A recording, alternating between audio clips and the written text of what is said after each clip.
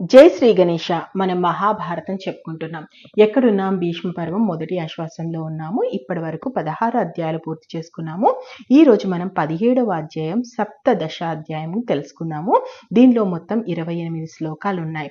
ఇది శ్రద్ధ త్రయ విభాగములకు సంబంధించింది. అయితే దీనిలో మొత్తంగా శ్రీకృష్ణుడు చెప్పేది ఏంటంటే, అసలు శాస్త్రోక్తంగా చేయాలా మనం పూజలు కానీ, హోమాలు కానీ, దానాలు కానీ శాస్త్రోక్తంగా చేయాలా లేదా శ్రద్ధతో చేయాలా? అసలు ఆహారం అనేది ఎలా తీసుకోవాలి? ఎలాంటి ఆహారం తీసుకుంటే ఏం జరుగుతుంది? అసలు ఆ ఆహారం ఎన్ని గంటలకు ఒకసారి తీసుకోవాలి? ఎలాంటి ఆహారం వల్ల ఎలాంటి ప్రయోజనాలు ఉన్నాయి? అదేవిధంగా దానం చేయడం కానీ, యజ్ఞం చేయడం కానీ, యాగం చేయడం లాంటివి కానీ అసలు ఎలా చేయాలి? ఇంకొకటి ఏంటంటే అసలు ఉపవాసాలు ఉంటుంటారు కదా! ఈ ఉపవాసాలు అనేవి ఎలా ఉండాలి? అసలు ఉపవాసాలు అతిగా చేస్తే ఎలాంటి ప్రమాదం? ఇలాంటి అనేక విషయాలు మనకు సప్తదశ అధ్యాయంలో ఉంటాయి. అర్జునుడు శ్రీకృష్ణుణ్ణి అడగడంతో, ప్రశ్నించడంతో ఈ అధ్యాయం మొదలవుతుంది. ఏమంటాడంటే అర్జునుడు, చాలా మందికి శ్రద్ధ ఉంటుంది కానీ శాస్త్ర విధులు అనేవి పాటించరు. మరి అలాంటి వాళ్ళ ఆచరణ ఏమవుతుంది? అది సాత్వికమా, రాజసమా, తామసమా? అలా అంటే శాస్త్ర విధులు పాటించకుండా కేవలం శ్రద్ధతోటి కొంతమంది చేస్తుంటారు కదా భక్తి భావంతో. అసలు అది దేని కిందికి వస్తుంది? అది ఎంతవరకు ఉపయోగకరమైంది అని అడుగుతాడు. దానికి శ్రీకృష్ణుడు ఇలా చెప్తాడు, స్వభావాన్ని బట్టి మనుషుల ఈ శ్రద్ధ సాత్వికము, రాజసము, తామసము ఈ 3 విధాలుగా విభజించబడింది. అదేంటో నీకు నేను పూర్తిగా చెప్తాను విను అర్జున. మనుషులు 50 మందికి వాళ్ళ వాళ్ళ అంతఃకరణ సంస్కారాన్ని అనుసరించి వాళ్ళ శ్రద్ధ అనేది ఉంటుంది. ఎవడికి ఎలాంటి శ్రద్ధ ఉంటుందో అతడు అలాగే తయారవుతాడు. సాత్వికులు దేవతల్ని పూజిస్తారు, రాజసులు యక్షుల్ని, రాక్షసుల్ని పూజిస్తారు, తామసులు దయ్యాల్ని, భూతాల్ని పూజిస్తారు. కొంతమంది దంభంతో, అహంకారంతో కూడి కామము, రాగము, పట్టుదలకు పోయి అవివేకంతో తమ శరీరంలో ఉన్నటువంటి ఇంద్రియాలను శుష్కింపజేస్తూ అంత శరీరంలో ఉన్నటువంటి నన్ను కూడా కష్టపెడుతూ శాస్త్ర విరుద్ధంగా ఘోరమైనటువంటి తపస్సు కానీ, ఉపవాసాలు కానీ చేస్తుంటారు. ఇది పూర్తిగా అసుర స్వభావం అని తెలుసుకో.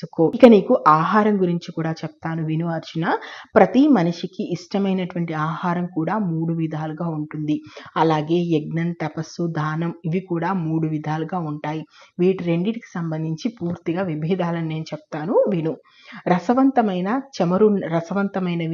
చెమరు ఉన్నటువంటివి, స్థిరమైనవి, మనసుకి ఉత్సాహాన్ని కలిగించేటువంటి ఆహారం ఏదైతే ఉందో ఆ ఆహారం సత్వగుణం కల వాళ్ళకి రుచిస్తుంది.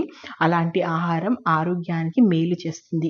ఇక చేదైనవి, పుల్లనివి, ఉప్పుగా ఉన్నవి, బాగా వేడిగా ఉన్నవి, కారం ఎక్కువగా ఉన్నవి, రసహీనంగా ఉన్నవి, అవి తినగానే దాహం పుట్టించేటివి ఏవైతే ఉన్నాయో ఇవి రజోగుణం ఉన్న వాళ్ళకు నచ్చుతాయి.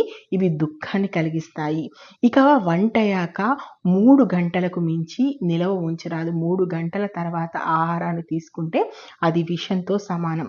ఇక రసం లేనివి, పాచికంపు కొట్టేవి, ఒక రోజు కంటే ఎక్కువగా నిలువ ఉన్నవి ఏవైతే ఉంటాయో, లేదా ఎవరైనా తిన్నగా మిగిలినవి, ఎంగిలి ఇలాంటివి ఏవైతే ఉంటాయో ఇవి తామస గుణం ఉన్న వాళ్ళకి ఎక్కువగా నచ్చుతాయి. కాబట్టి ఈ 3 విధాలుగా మనం ఆహార నియమాలు ఎవరైతే ఆహారం తింటున్నారో వారిని బట్టి ఈ 3 రకాలుగా విభజించవచ్చు అంటాడు. ఇక ఫలాపేక్ష లేకుండా కర్తవ్యాన్ని మనస్సులో నిశ్చయించుకొని శాస్త్రాలు చెప్పిన ప్రకారం చేసేటువంటి యజ్ఞాన్ని సాత్విక యజ్ఞం అంటారు. ఫలాపేక్షతో డబ్బు కోసం చేసేటువంటి యజ్ఞం రాజస యజ్ఞం అవుతుంది. ఇక ఒక విధి విధానం అంటూ లేకుండా అన్నదానము, మంత్రాలు, దక్షిణలు శ్రద్ధ లేకుండా ఇష్టానుసారంగా చేస్తుంటారు కొంతమంది, అది తామస యజ్ఞం అవుతుంది. దేవతల్ని, బ్రహ్మల్ని, గురువాజ్ఞల్ని సేవించడం, శుచిగా ఉండడం, సరళమైనటువంటి నడవడిక కలిగి ఉండడం, బ్రహ్మచర్యంగా ఉండడం, అహింస ఇవన్నీ కూడా శారీరక తపస్సు కిందికే వస్తాయి. ఇక ఉద్వేగం కలిగించనిది, సత్యమైంది, ప్రియంగా మాట్లాడేవాడు, హితంగా మాట్లాడడం, వేదాలు, శాస్త్రాలు ఇది అభ్యసించడం ఏదైతే ఉందో ఇది వాచక తపస్సు కిందికి వస్తుంది. మనస్సు ప్రసన్నంగా ఉంచుకోవడం, సౌమ్యంగా ఉండడం, మునిలాగా నడుచుకోవడం, మనోనిగ్రహం కలిగి ఉండడం, భావనలో పరిశుద్ధం కలిగి ఉండడంతా మానవ తపస్సు కిందికి వస్తుంది. పలాశ లేకుండా శ్రద్ధతో యోగ బుద్ధితో పనిచేసి ఈ 3 తపస్సులను సాత్విక తపస్సులు అంటారు. ఇక కేవలం సత్కారం పొందాలనో, మానం పొందాలనో, పూజించబడాలనో, డాబు కోసం, దర్భం కోసం కొంతమంది అస్థిరమైనటువంటి తపస్సు చేస్తుంటారు. ఇది రాజస తపస్సు కిందికి వస్తుంది. ఇక కొంతమంది పిచ్చి పట్టుదలతో తాము స్వయంగా కష్టాలు పాలవుతూ ఇతరుల నాశనాన్ని కోరుకుంటూ చేసేటువంటి తపస్సు ఏదైతే ఉందో దాన్ని తామస తపస్సు అంటారు.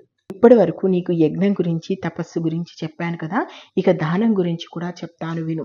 దేశకాల పాత్రతలు విచారించి దానం చేయడం తన విధి అని భావించి ప్రత్యుపకారం కోరకుండా చేసేటువంటి దానం మాత్రమే సాత్విక దానం. తిరిగి ఏదో పొందాలనుకోవడం, లేదా ఎవరి ముందో బడాయి కోసం చేయడం, ఏదో ఆశ పెట్టుకొని చేయడం, ఇదంతా కూడా రాజస దానం కిందికి వస్తుంది. ఇక దేశకాల పాత్రలు వేటిని చూడకుండా, సత్కారం అది లేకుండా, తిరస్కార భావంతో ఏదో దానం చేస్తున్నానంటూ దానం చేసేది ఏదైతే ఉన్నారో అది పూర్తిగా కూడా తామస దానం కిందికి వస్తుంది. అర్జున, దానం చేసేటప్పుడు మనం ఏ దానం చేస్తున్నాం అనేది జాగ్రత్తగా విచారించాలి. ఇక అర్జున బ్రహ్మాన్ని 3 విధాలుగా చెప్పారు. ఓం తత్ సత్.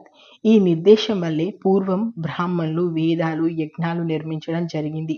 అంచేత శాస్త్రాల్లో చెప్పినటువంటి వేదాల జ్ఞానాలు, దానాలు, తపస్సులు మొదలైనటువంటి వేదిక కర్మలు ఎప్పుడు ఓం అంటూ చేయడం జరుగుతుంది. మోక్షం కోరేవాళ్ళు ఫలాపేక్ష లేకుండా తత్ అంటూ నానా విధాల యజ్ఞాలు, దానాలు, తపస్సులు మొదలైనవి చేస్తారు. ఉన్నది అనే అర్థంలో, మంచితనం అనే అర్థంలో సత్ శబ్దం వాడడం జరుగుతుంది. కాబట్టి ఓం తత్ సత్ ఇదే బ్రహ్మం. అలాగే ప్రశస్తమైనటువంటి కర్మల్లో మంచి కర్మ అని చెప్పడానికి సత్ శబ్దాన్ని వాడతారు. యజ్ఞం, తపం, దానం ఈ 3 ఆచరణ కూడా సత్ అనే శబ్దంతోనే చెప్తారు. అలాగే దానికి సంబంధించినటువంటి కర్మ కూడా సత్ అనే శబ్దంతో చెప్పడం జరుగుతుంది. అశ్రద్ధతో చేసే హోమం, దానం, తపస్సు యావత్తు కూడా అసత్ అనిపించుకుంటుంది. అర్జున, అలాంటి అసత్ కర్మల వల్ల ఈ లోకంలో పని లేదు సరికదా, పరలోకంలో కూడా ఎలాంటిది జరగదు. కాబట్టి ఓవరాల్గా శ్రీకృష్ణ పరమాత్ముడు ఈ అధ్యాయంలో చెప్పింది ఏంటంటే, ఏదైనా సరే శాస్త్రం ప్రకారమే చేయాలి. శాస్త్రం చెప్పిన దాని ప్రకారం ఏదైతే ఓం తత్ సత్ ఎలా చేయాలో మన ఋషులు, మహర్షులు చెప్పడం జరిగింది. ఇక దానం గురించి చెప్పారు. అదేవిధంగా యజ్ఞం గురించి, తపస్సు గురించి, ఏదో డాంబికాల గురించో నలుగురు చూడడానికో చేసేటువంటి దానం కానీ, యజ్ఞం కానీ, తపస్సు కానీ ఫలాన్ని ఇవ్వదు.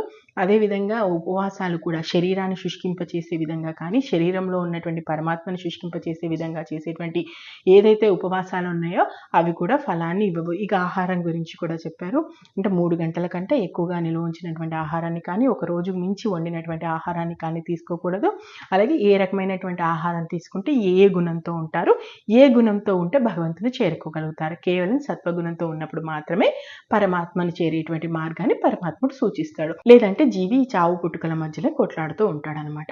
సో ఇది ఓవరాల్గా మనకు సప్తదశ అధ్యాయానికి సంబంధించింది. 17వ అధ్యాయంలో ఇంకా 18వ అధ్యాయం చివరిది. ఇది చెప్పుకుంటే మనకు భగవద్గీత పూర్తవుతుంది. ఆ తర్వాత మనము భారతంలోకి వెళ్ళిపోదాం. అంటే భీష్మ పర్వం మొదటి ఆశ్వాసం అప్పటికి పూర్తి చేసుకొని భారతంలోకి వెళ్ళిపోదాము. నేను మహాభారతం ఉన్నది ఉన్నట్టుగా చెప్తున్నాను.